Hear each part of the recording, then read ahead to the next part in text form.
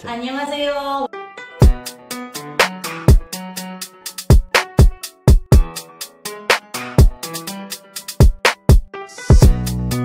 Welcome back to my YouTube channel. And maraming salamat po sa mga nag-follow, nag-like at nag-subscribe at nanood sa una kong video na nagluto ako ng daktoretang. At dahil po may nag-comment doon na nagre-request na magluto ako ng doenjang jjigae, so for today's video, yun ang lulutuin natin.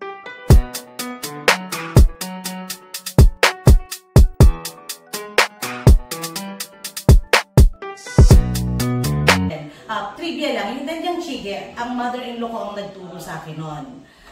Dahil favorite ng asawa ko yon na niluluto ng mama niya, kaya nagpaturo ako kasi nga syempre yung mother-in-law ko nasa Korea at ang asawa ko paminsan-minsan namimiss ang luto ng nanay niya. So pinag-aralan ko talaga siya. At dahil nga may nag-comment doon sa una kong video na nagre-request na magluto ako ng doenjang jjigae, kaya yun ang lulutuin natin ngayon. Simpleng-simple lang ang ingredients, magbilis hanapin. Onion leeks, zucchini, onion, garlic, potato, and then syempre hindi nawawala yung sili dahil mahilig sa maanghang yung asawa ko. And then, ang pinaka-sikreto dito ay ang dried anchovies. Malalaki siya. Dilis siya pero malalaki. Ito yung magpapalinamnam sa sabaw natin. So, ang gagawin lang nito, tatanggalin natin, mga around 8 to 10 anchovies siguro. Tatanggalin lang natin yung laman loob sa tinik. Kasi nga, pati yung ulo kasi papait ang ating sabaw pag sinama nyo yan. Apologies for this interruption, but we have some breaking news.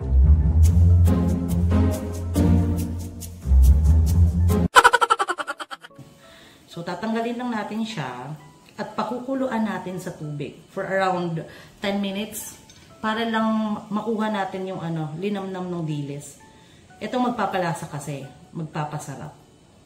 Yung mother-in-law ko, I admit naman, hindi ko magagaya talaga totally yung luto ng mother-in-law ko. Sobrang sarap. Ewan ko kung bakit. Pero pumasa naman yung luto ko sa asawa ko. So, sa mother-in-law ko kasi naglalagay siya ng yulmu kimchi. Kimchi siya na galing sa stem ng radish. Pero trinay ko siya, hindi ko talaga siya makuha. So, simplehan lang natin. So, maglagay ng tubig kasama ng dilis. Tapos eto, ipapakulo lang natin. Habang pinapakuluan ko to, saka ako mag-chop ng mga vegetables.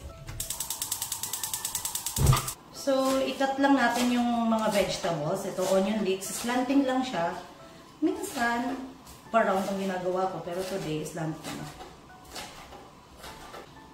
So, yung onions, into 4 lang. Quarter. Yan. Potatoes, ganun din. Cube size. Isang potato lang. Kasi kami dalawa lang naman kasama ng kakain. Sobrang healthy nitong dish. Pwede siya sa mga bata. Tanggalin nyo lang yung sili, ha? Yan. Chilies. So, pwede kung walang chili? Yes, pwede siyang walang sili. Nung kay Hayu, sa anak ko, tinatanggal ko yung sili. Tapos, pag may natirang sabaw, pakukuluan ko ulit. Saka ako magdadagdag ng sili. Para sa amin naman. Ayan. Zucchini. Cut into cubes lang din. Ganun. Yung zucchini po ba, iba pa yan sa pipino? Hindi to pipino. Iba. Iba to. Meron ito sa SM Hypermarket. Doon ko lang ito binili, yung zucchini. Kasi mas mahal sa Korean Mart. Sa Korean grocery store, mas mahal ang mga veggies. So, okay, bibili doon. Meron tayo sa mga SM Hyper, Robinsons. Shout out SM. We've got it all for you! Baka naman. Feeling sikat. Okay, anyway. Marami talaga akong maglagay ng bawang. Diba? Nabanggit ko yan sa nakaraang ko. Ayan.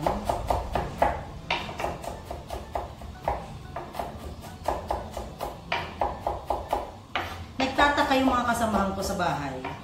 Bakit daw ang gastos ko sa bawang? Ewan ko ba? Kasi mas masarap pag maraming bawang. Mas masarap, saka healthy. Ayan, cut lang ng ganyan. And then, done. Diba? Ang simple-simple. Yan lang. Onion leeks, patatas. green chili, sibuyas, bawang, at zucchini. Simpleng-simple. Pero syempre, dahil kaya nga siya tinawag na doenjang jjigae, kailangan natin ng doenjang paste. Ito siya.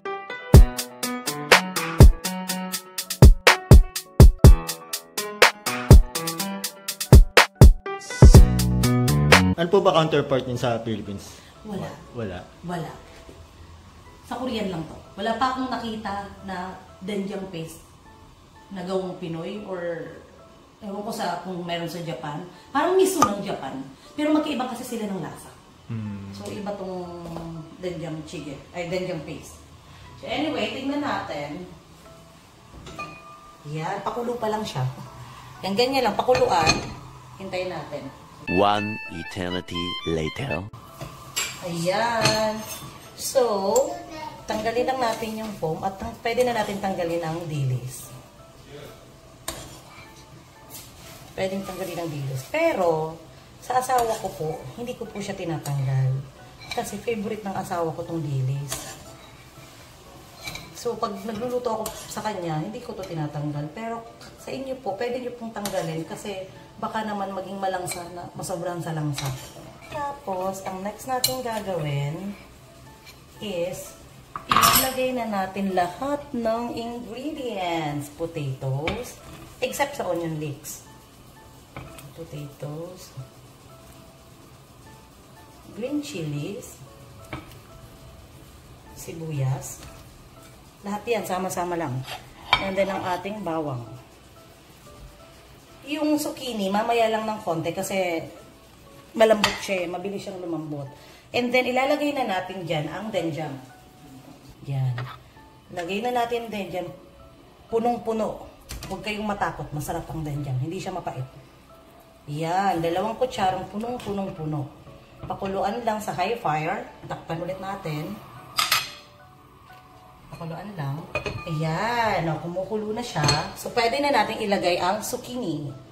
Paglagay natin ng zucchini, lalagay na natin ng seasoning. Paminta. So, magdadagdag din ako ng chili flakes. Kasi nga, yung asawa ko mahilig sa manghang.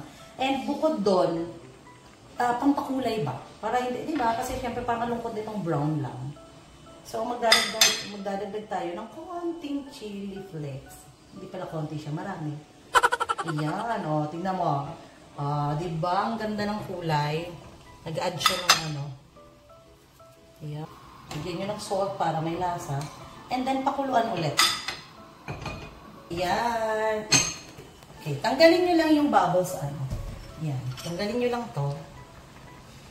And then, magdadagdag ako ng konting asukal. Sa mga susunod na video, mapapansin nyo, mahilig ako magdagdag ng asukal. Wait lang. So, mapapansin nyo, mahilig ako magdagdag ng asukal kasi nga, yun ang nagbabalanse. Nagbabalanse sa lahat ng ingredients, sa lahat ng lasa. Kaya, sa mga susunod na video ko, makikita nyo, lagi akong may asukal sa lahat ng dish. Halos karamihan ng dish may asukal, lalo na kung soup. Ayan, that's it. Tapos na siya. And then, nalagay lang natin yung onion leeks. Ayan. Diba? Napakasimple. Sobrang simple ng ingredients. Ang daling-daling i-follow. Yan, high fire. Tikman mo AR. Ang lasa.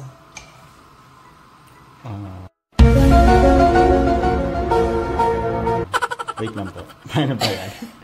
Sige, mamaya mo na tikman. Pagkatapos ng video. Ako na lang muna titikim. Alam ko naman.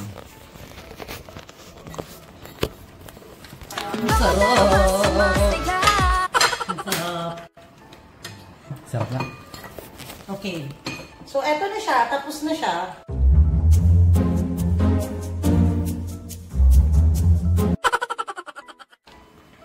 Sobrang sarap. Siyempre, luto. Just calm down. Like, chill. Baka sabihin ng yabang ko.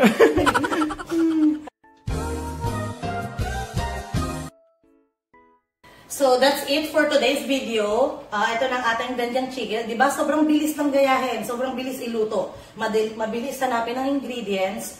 And then, sobrang bilis. 15 to 20 minutes done. Tapos ka na magluto. See you sa next vlog. Bye!